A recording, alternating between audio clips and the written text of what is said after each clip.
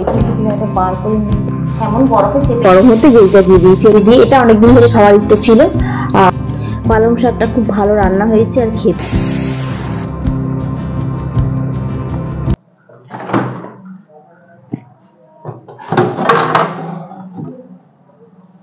মাছটা এটা রেখে দিয়েছিলাম, এটা বার করে নিয়ে যাই।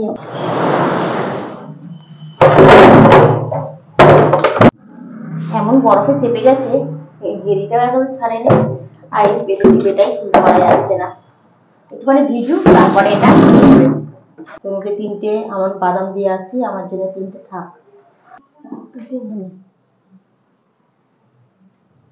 খা। আজকে রান্নাই হচ্ছে পালং শাক দিয়ে আর গেরি দিয়ে। আর গেরিটা তো রবিবার দিন নিয়ে এসেছিলাম, ফ্রিজে রেখে দিয়েছিলাম। এই এতক্ষণ পরে বরফটা ছাড়তে ভালো করে পরিষ্কার করে ধুয়ে নিয়ে আর কড়াতে তেলটা গরম হতে গেরিটা দিয়ে দিয়েছি। এর মধ্যে একটু নুন দিয়ে দেবো, একটু হলুদ দিয়ে দিচ্ছি, দিয়ে এটাকে ভালো করে ভেজে নেবো। ভেজে নিয়ে গেরিটাকে আগে তুলে নেবো, নিয়ে তারপরে পালং শাকটা আবার দেবো। তুলে নিলাম। আর এই ফার্স্ট টাইম আমি করছি পালং শাক দিয়ে আর গেরি দিয়ে। আর এখানে দিয়ে দিচ্ছি তোমার আর একবার তেল দিচ্ছি, এখানে তোমার 5 ফোড়ন দিলাম আর তেজপাতা দিলাম। একটু ভাজা ভাজা হলে এর মধ্যে দিয়ে দেবো একটু আদা আর একটু টমেটোটা অনেকটা দিচ্ছি না, মানে একটা ছোট টমেটোর হাফ দিচ্ছি। আর জিরে গুঁড়ো, কাঁচা লঙ্কা। আর এর মধ্যে শাকে তো একটু মিষ্টি দিতে হয়, নাহলে শাক ভাল লাগে না খেতে। সামান্য একটু মিষ্টি আর স্বাদ মতো একটু নুন এরম দিতে লাগে। আর গেরিটা ঢেলে নিলাম, দিয়ে মশলাটা দিয়ে গেরিটাকে ভালো করে নাড়াচাড়া করে নিলাম। নিয়ে এরপরে আলু আর বেগুন, মূলোটা কালকে নিয়ে সব মনে নেই। আর আলু বেগুন দিয়ে দিলাম, দিয়ে ভালো করে নাড়িয়ে নিয়ে শাক পাতাটা তো কালকে কেটে রেখে দিয়েছিলাম, ওই জন্য ধুয়ে পরিষ্কার করে শাকটা ঢেলে দিলাম।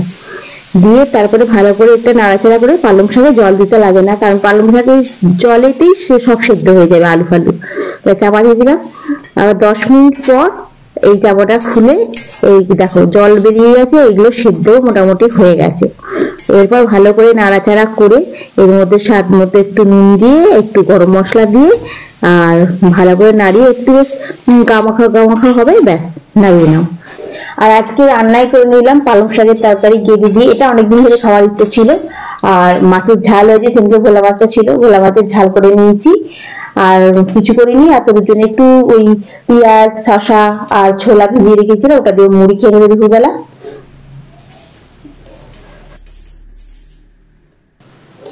বেগুনটা আজকে মানে ওই পোড়া যেমন খায় ওইভাবে আমি কেটে শিখে নিচ্ছি, দিয়ে পেঁয়াজ, লঙ্কা, ধনেপাতা দিয়ে মেখে নেবো।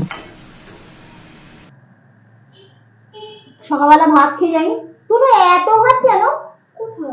কম ভাত আছে তো? তুই তো খাস না বেশি। হ্যাঁ আমি ভাত খেয়েছি। মিথ্যে কথা বলবি না। কম ভাত রে, বেশি ভাত নিলে কি করবি? ব্লগটা চলছে তো বলেই তো আমি কিছু বলছি না তোকে। মিথ্যে কথা সত্যি কথা করছি। তুই ভাত খেয়েছিস না? এখানে রুটি আছে, নিজেই সিগার করছি। বস চলছে বলেই বলছি, তার মানে না চললে বলে বস ঠিক করে না। বুঝছি, মাথা তো যন্ত্রণা। সকালবেলা ভাত রান্না করেছি ওরা আর আমার, দেখো ভাত খেয়েছে, দেখো এইটুকু হাঁড়িতে দেখো এত করে ভাত এখনো পড়ে রয়েছে। বাজে একটা মেয়ে কোথাকারে। পালং শাকটা খুব ভালো রান্না হয়েছে আর খেতেও খুব ভালো হয়েছে।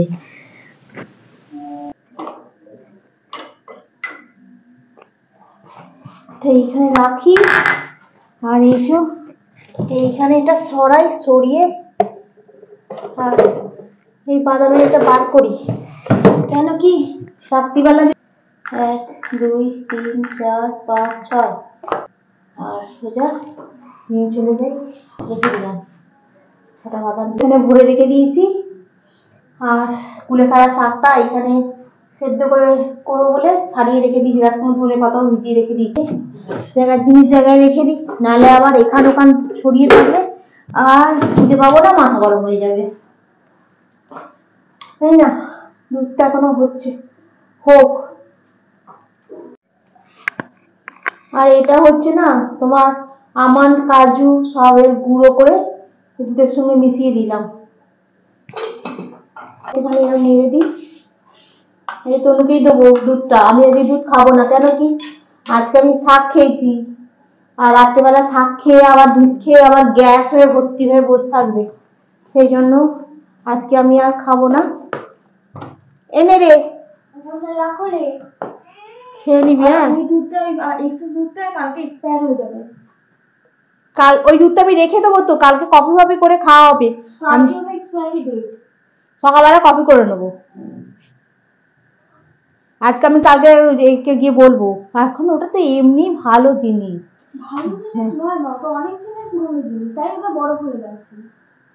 ফ্রিজে রেখেছে বলে বরফ হয়ে গেছে। ফ্রিজে ডিপ ফ্রিজে রেখে দিয়েছে সেটা। ওর প্রতিদিনের জিনিস বিক্রি হচ্ছে, ও কখনো ওরকম রাখে বল? একটা জিনিসটা বরফ করে দিচ্ছে। আমি বলবো যদি মাসে টাকা দেওয়া হয় তারপরে ও কি করে বরফ করে দেয় দুধগুলোকে? তারপর তো ওটা এক্সপায়ার হয়ে যাবে। কালকে খেয়ে নেবো, কালকে দিনটাই তো এক্সপায়ার হবে।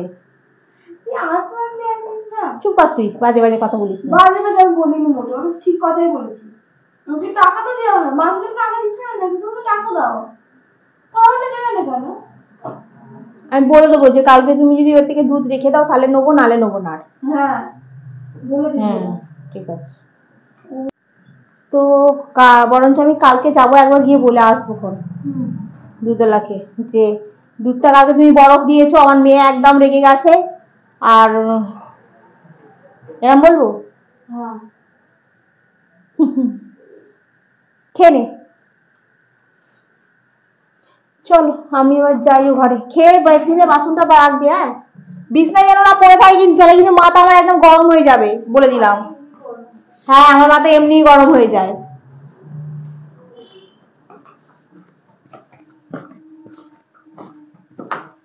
এই নাইটিটা আমার এর কাছটা খুলে গেছে, এটা একটুখানি মেশিনে বসলে হতো, মেশিনটাকে আমি করেছি।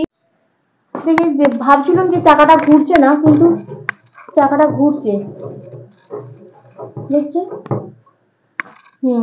আর ভাবছিলাম না মেশিনে বসবো, কিন্তু আজকে আর মেশিনে বসবো না, আজকে আমার একদম ভাল লাগছে না।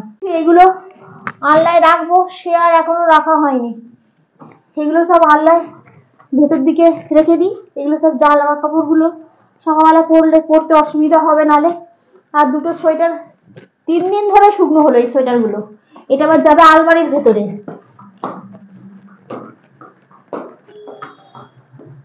আলমারির দরজাটা আবার খোলো, খুলে আবার রাখো। না এই থাক এখানটায়।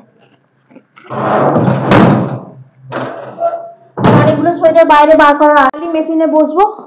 তো এখন মেশিনটা যেমন আছে তেমন থাক, ওকে চাপা দিয়ে রেখে দিই বরঞ্চ। আর চলো বন্ধুরা, আজকের ব্লগটা আমি এখানেই শেষ করছি। নেক্সট ব্লগে আবার দেখা হবে। তোমরা ভালো থেকো, সুস্থ থেকো, গুড নাইট।